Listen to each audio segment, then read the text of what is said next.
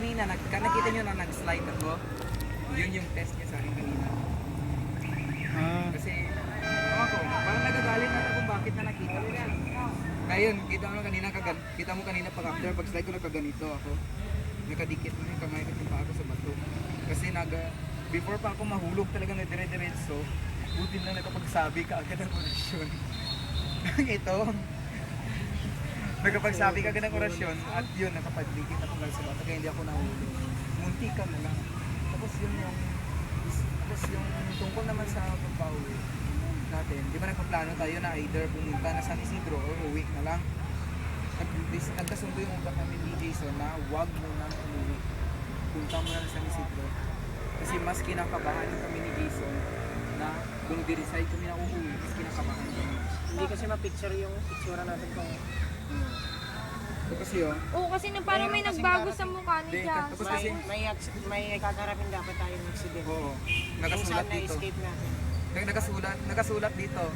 Kasi kanina, although na naglalakad ako, kasama ko yung mga tagapagbantay ko. Alam naman sa school na ganito na ako. So kasama ko mga tagapagbantay ko na yun. Tinanong ko sila kung bakit ganun. Kaya tinanong ko sa yung direction, di ba? Kasi tatanungin ko kung asan yung way. Ay, Rizal! Tapos doon lumabas yung sabi niya dito na magkakaroon tayo ng unexpected accident kung uuwi tayo kaagad. Eh yun rin ang nasa isip ni Jason. Kaya nag-decide kami dalawa na pumunta muna ng San Isidro. Pagdating na sa isip ko, parang nag-relax. Pagkatapos kumagte, di ba tumayo ako, nung ako tumayo, parang na-relax lang ako. Kaya nga eh. Tapos, Kasi nga nag-design kami. Tapos yung kayong dalawa yung kinabahan kasi Signitig sa akin ng ulo po na to. sana yung Hi. dalawa. Pag nangyari yung accident. Text mo, Ito ayaw pinoprotektahan kitang namin.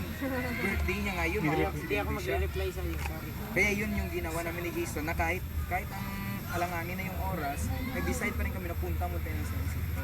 Kasi alam namin ni Jason, pag punta sa San Isidro, pag pauwi natin, safety na tayo. Yun kasi alam ko na yung na-picture pa ko ng possibility na mangyari. ba't ako? Ewan ko. Ayun mo sa inyo. Yung nga hindi ko ano, pati ito alam kong reason kasi birthday niya ngayon.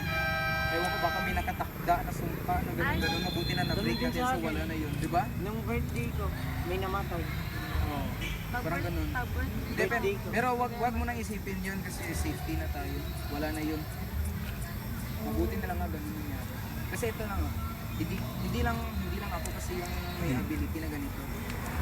Si Jason meron din yan. Si Cherry meron din. Tatlo kami sa natin kasama. Ay, yung coke, asan na? Kasi pag ni Philip, Ay, nilagay mo? basta sana, ka. hindi mo yun. Mama ang maangan ka pa. Ano, hindi mo na yan. Mabuti na lang na nakauwi tayo ng safe and sound. Sige, nagtanong ako kanina, no?